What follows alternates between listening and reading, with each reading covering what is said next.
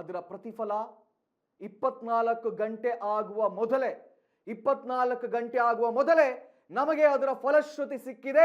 And we are proud of our team. ಇದರ ಕುರಿತಾಗಿ ಹೆಚ್ಚಿನ ಮಾಹಿತಿಯನ್ನು ನೀಡ್ತಾರೆ ನಮ್ಮ ಪ್ರತಿನಿಧಿ ವಿನೋದ್. ನಿನ್ನೆ ಆ ಪ್ಲೇಸಿಗೆ ಮೊದಲು ಹೋದವರು ನೀವೇ ನಮ್ಮ ತಂಡದಿಂದ.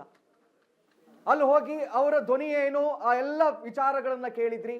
ಅದರ ಪ್ರತಿಫಲ 24 ಗಂಟೆಯ ಒಳಗಡೆ ಸಿಕ್ಕಿದೆ. ಸಂಪೂರ್ಣ ನ್ಯೂಸ್ ನೊಂದವರ ಧ್ವನಿ ಇವತ್ತು ನಿಜವಾಗ್ಲೂ ಆಗಿದ್ದೀವಿ. ವಿನೋದ್, ಈ ಸುದ್ದಿಯನ್ನ ಮೊದಲಿಗೆ ಬಿತ್ತರಿಸಿದ್ದು ನೀವೇ, ಏನ್ ಅನ್ನಿಸ್ತಾ ಇದೆ ವಿನೋದ್?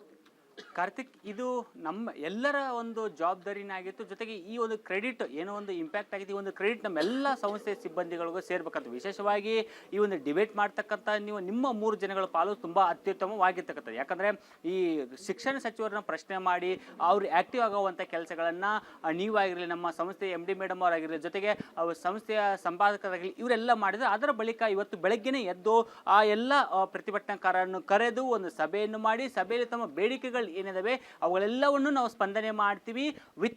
ವಿತಿನ್ ಒಂದು ವಾರದ ಒಳಗಡೆ ನಿಮಗೆ ಸಭೆಯ ಫಲಶ್ರುತಿ ದೊರೆಯುತ್ತೆ ಅಂದ್ಬಿಟ್ಟು ಮಧು ಬಂಗಾರಪ್ಪರು ಹೇಳಿದ್ದಾರೆ. ಈ ಮಾತನ್ನ ನಮಗೆ ಖುದ್ದಾಗಿ ಅವರೇ ಅಲ್ಲಿರ್ತಕ್ಕಂಥ ನೀನು ಡಿಬೇಟ್ಗೆ ಬಂದಿರ್ತಕ್ಕಂಥ ಒಂದು ಮಹಿಳೆ ಫೋನ್ ಮಾಡಿದ್ರು.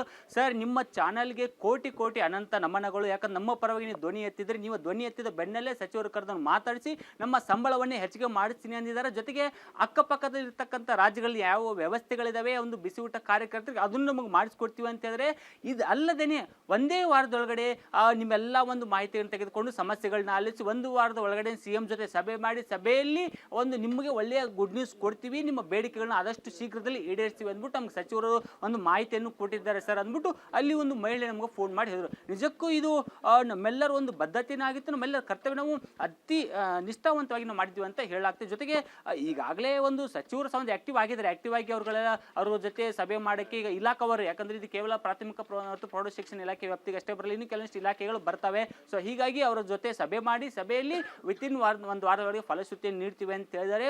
ಇನ್ನು ಮತ್ತೊಂದೆಡೆ ಈಗ ಅವರಿಗೆ ಈ ಹಿಂದೆ 4 ಅವರು ಮಾತ್ರ ಕೆಲಸದ ವಾರ ಆಗಿತ್ತು, ಇನ್ಮೇಲೆ 6 ರಿಂದ 7 ಅವರು ಮಾಡ್ತೀವಿ ಅಂದ್ಬಿಟ್ಟು ಅವರು ಆಶ್ವಾಸನೆ ಕೊಟ್ಟಿದ್ದಾರೆ. ಜೊತೆಗೆ ಮಾಡ್ತೀವಿ ಅಂತ ಹೇಳಿದ್ದಾರೆ.